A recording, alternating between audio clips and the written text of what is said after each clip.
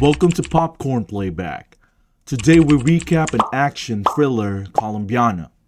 Before we get to the storyline, like and subscribe for more recaps and have a great day. Colombia, Bogota.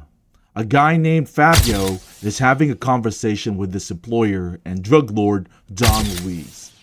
Fabio informs him that he is leaving and assigning another partner with the cartel's accounting duties. Don Luis looks sad but says he'll miss Fabio as they raise a glass to his memory. Don Luis sees Fabio depart and signals to Marcos Dorde Mula, his right-hand man, saying kill him, before adding, no one leaves Don Luis's cartel. Fabio, though, is not an idiot. He is aware that his employer will punish him and anybody else who tries to leave the drug trade, as well as him. Fabio grabs his three most trusted bodyguards and runs home, knowing they have barely 1 hour before they must leave the country. When Fabio finally reaches his house, he announces to his wife Alicia that it's time. Catalea, his little daughter, is already packed and ready to go when he orders her to. Fabio advises her to take a microchip to the American embassy just in case. It contains all you need to know about Don Luis's criminal operations. Besides proving her with his brother's contact information, he tells her it's your passport. Fabio then offers his Catalea adorned necklace to his daughter. His mom was a huge fan of growing them, so he gave her the moniker. He advises, never forget who you are. Marco and a large group of cartel members arrives minutes later and brutally murder Fabio's guys. Fabio and Alicia takes up arms and attempts to fend off the attackers, but they are slain out of view. Catalea sits at the table, listening to the shooting in disbelief. It's Marco and the guys up in Catalea. Marco inquires as to her needs. Catalea gets really intimate and uses a hidden dagger to stab him in the hand. Catalea climbs onto a ledge after being scooped through a window. Her parents apparently prepared her with the survival skills for just such an emergency. She swallows the microchip in a hurry. While Marco's cartel enforcers pursue after her, she manages to get away. Catalea avoids capture by hiding out in the sewers despite the presence of parkour runners, guys in motorbikes, and men in automobiles. She pulls up a manhole and flies to America. She is taken to the embassy where she is questioned by an agent about her father. Catalea claims he passed away. When the man asks whether her father had anything, Catalea threw up quickly so she could hand him the microchip. All Don Luis's dealings are documented there. The agent stares at her in disbelief, then asks whether she knows what she has. Catalea replies, my passport.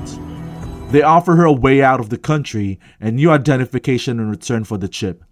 She is being taken to Miami by a CIA operative from the United States. Catalea excuses herself to use the restroom and sneak out of the window.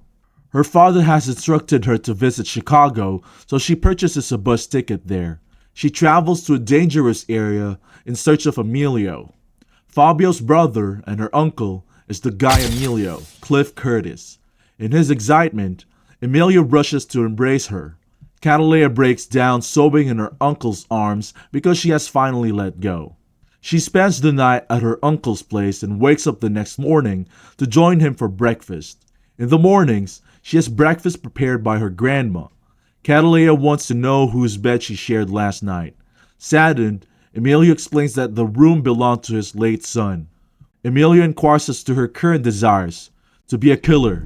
Will you help me? Catalea asks. Sure, says Emilio. The following day, Emilio drives her to a posh prep school, where he bribes the headmaster to let her enroll in the midst of the school year. Catalea is frustrated as they depart since she doesn't believe she will get any knowledge there. She must be trained to become an assassin. Emilio grabs a handgun out of nowhere and fires at a passing automobile, forcing it to crash. She'd be dead in 5 years because he could train her to kill for a living, he says. She ought to enroll in classes if she values intelligence and competence. She must get insights into the minds of others. Catalea gives him her attention. Current time. While chatting about their spouses, 2 police officers are struck by a drunk motorist and thrown from their vehicle. A lady emerges, muttering incoherently. They nab her fast, and we see that she is wearing a flower necklace. Here we see Catalina C0L0MBIANA in her adult form. She is brought to the local police station.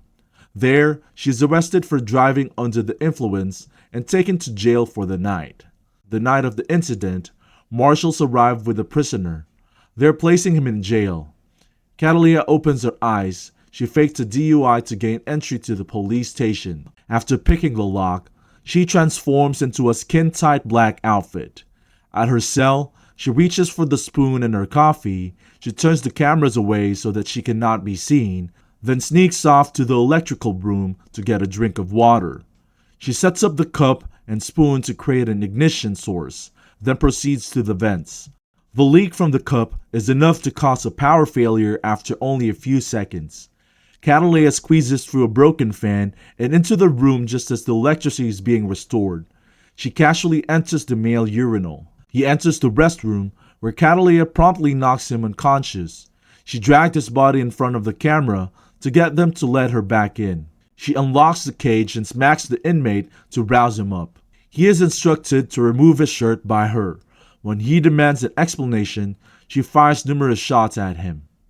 When the marshals hear the gunfire, they rush to the cell and find the sleeping guard holding his weapon. To give herself some time to get away, Catalina blamed him for the murder.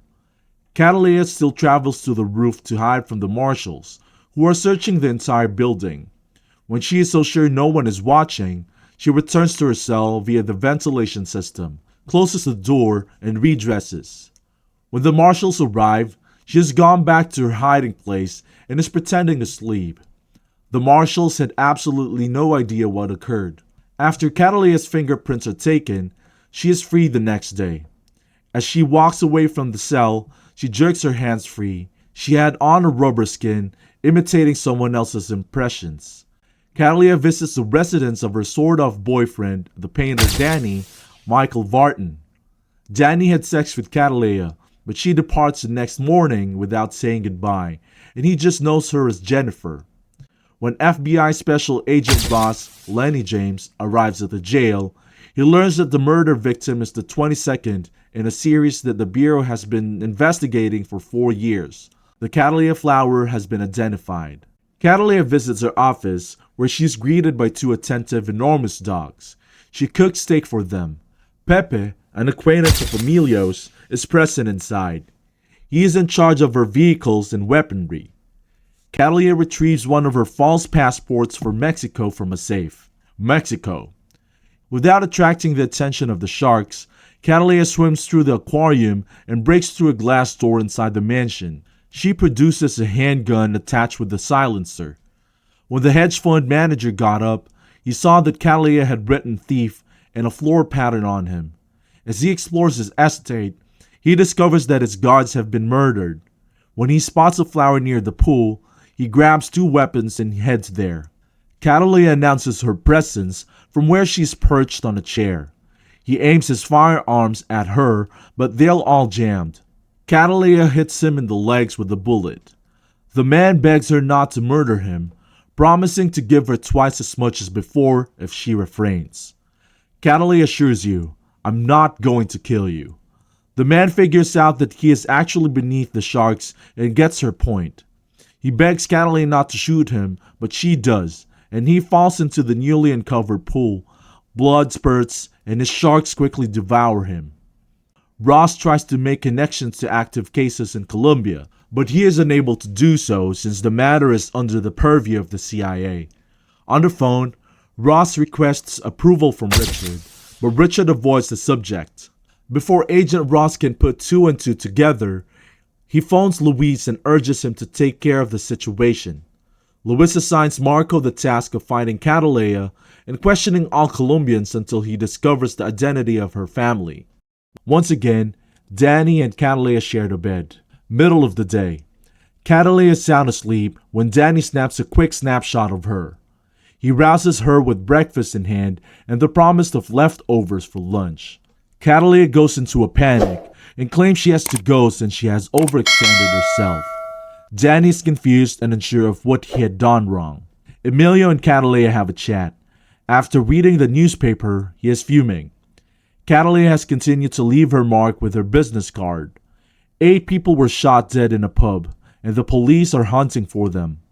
One of the victims was a friend of Emilio's. Emilio informs her, "You're retired." Catalina insists on continuing to work, despite Emilio's warnings that she is endangering the few loved ones she has left. He killed numerous people after his kid died, but it did help and he placed his family in danger. Emilio gives her a photo of her parents as a memento, a sobering reminder of what she may one day lose. Catalina is wailing on the floor. Danny tells his acquaintance at the coffee shop that he's falling in love with Jennifer, even though he doesn't really know anything about her. When the friend sees the photo, he is floored by how attractive she is. Since Danny is preoccupied with having his car fined, his friend takes the phone and phones his sister-in-law, who works at a local police station, to get further information. Ross is working on his computer when he receives the image of Catalina. He follows the signal to the other police station, where he has the technician detained. Ross checks the photo and against the jail surveillance video and finds a match. He wants to find Catalina, a lady. Catalina contacts Danny from her house, attempting to explain her feelings to him. When Danny brings up the picture, she flips out and demands to know who else saw it. While Catalina is checking the surroundings of her flat, he brings up his acquaintance. She's going to be taken in by SWAT. To get out of her apartment, she turns on the shower and climbs into an air duct. She sprints past a few units before entering one.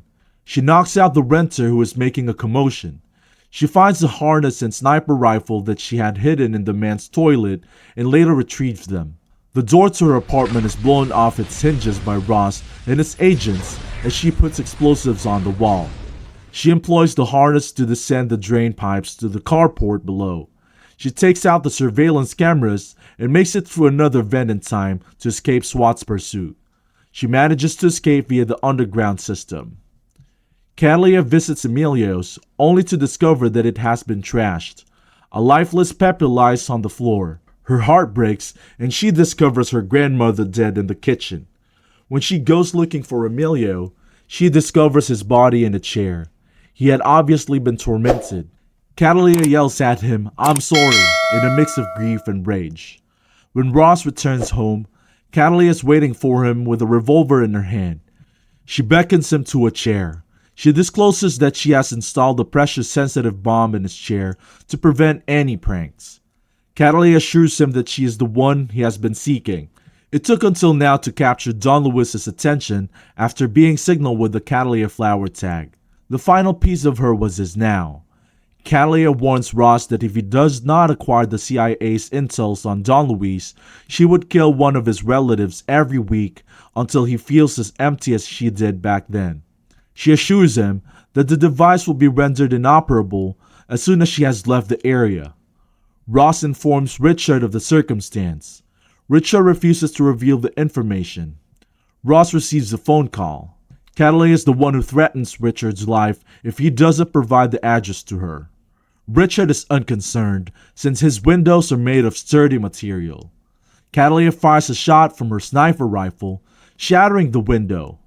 He has given Richard's address. Catalina hangs up on Ross when he asks about his family, although she had no plans to hurt them. Catalina visits Pepe in his workshop. She reaches for her arsenal. She takes in the sight of the canine companions, taking the armored vehicles. She heads off to find Don Luis. Marco is briefing the guy at Don Luis's estate on the situation with Catalina. You shouldn't underestimate her. There's a sound that Luis can hear. They're being threatened by a missile. Luis barely avoids being blown up along with the rest of the room. Marco helps him to his feet, and the two of them make an effort to escape. The men decide to form a convoy, so 4 of them pile into a car. Catalina smashes the automobile with her pickup after breaking through. She exits the vehicle and shoots at the guys inside, ultimately killing them. In the last gunfight, she eliminates Luis and Marco's soldier one by one. While Marco tries to murder Catalina, he locks Luis in a secure chamber. A few quick gunfights later, it's down to Marco and one other man. Catalina shoots the man dead and turns to approach Marco with a weapon.